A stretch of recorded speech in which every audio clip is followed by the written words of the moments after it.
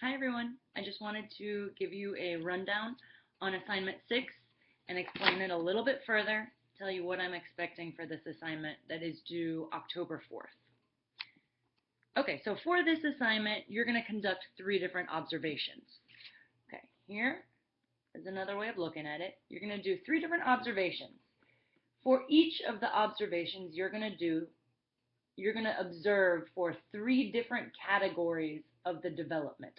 So 3 observations, there it is, and then 3 different categories of development. So that's not 3 in each observation, it's just one different one for each of the 3 observations. You can have an observation that you're looking at gross motor skills. You can have an observation that you're looking at cognitive skills, and then another one that you're looking at communication. Then you're going to use 3 different types of observations. So the types of observations you can find in your book. On page 127, you'll find an example of a running record. On page 129, you'll find an adaptation of a running record for reading. Page 130, you have an example of time sampling. Page 131, you have an example of event sampling. And then they also explain all of these in detail. Why would you use them? When would it be appropriate? So make sure that you read about each of the different types of observation, the methods for observation, and see when you would need to use which one. Okay, so again, you're going to do 3 different observations. You are going to observe a different category of development in each observation, and you are going to use 3 different types of observations in each observation.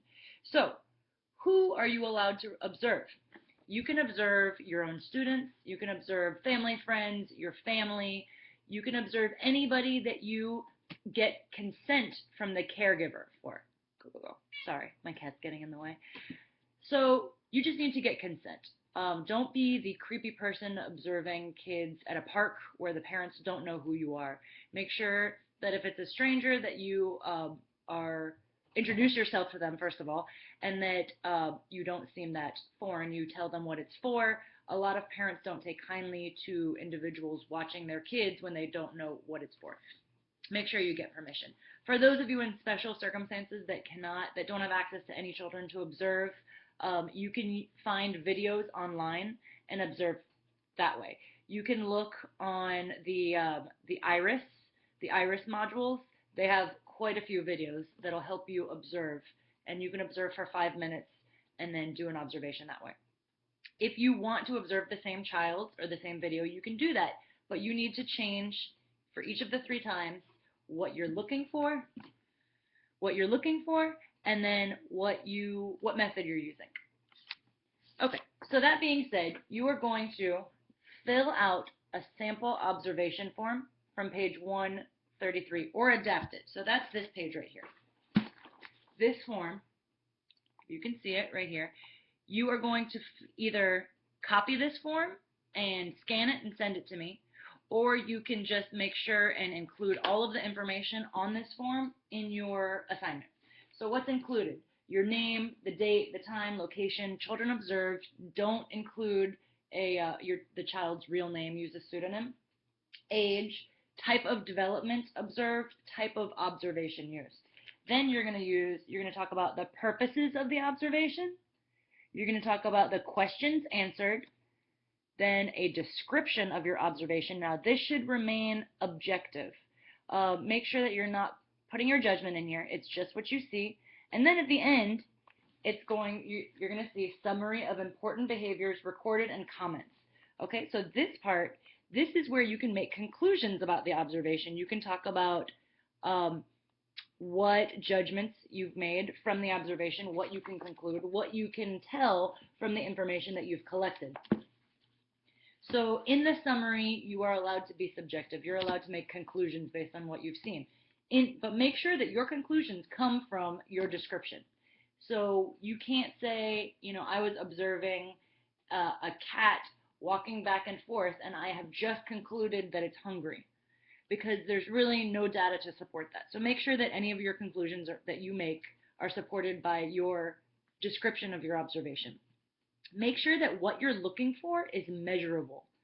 Okay, so say I was going to use a running record looking at a child's behavior, specifically how many times they get out of their seat, which I would consider off-task behavior. So that's measurable. I can see them getting out of their seat. Do I know why they're getting out of their seat? Not necessarily. So make sure that it's measurable, whatever you're looking at.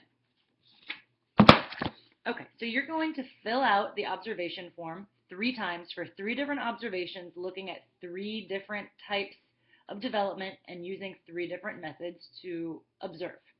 You're going to describe the purposes for the different types of observations you selected.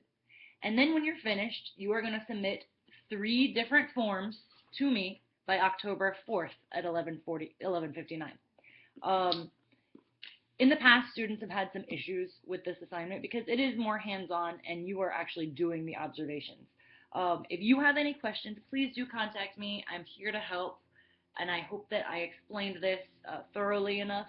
So I definitely need you to submit 3 different forms using 3 different types of observation methods and observing 3 different types of development. Please contact me with any issues, and otherwise, happy observing.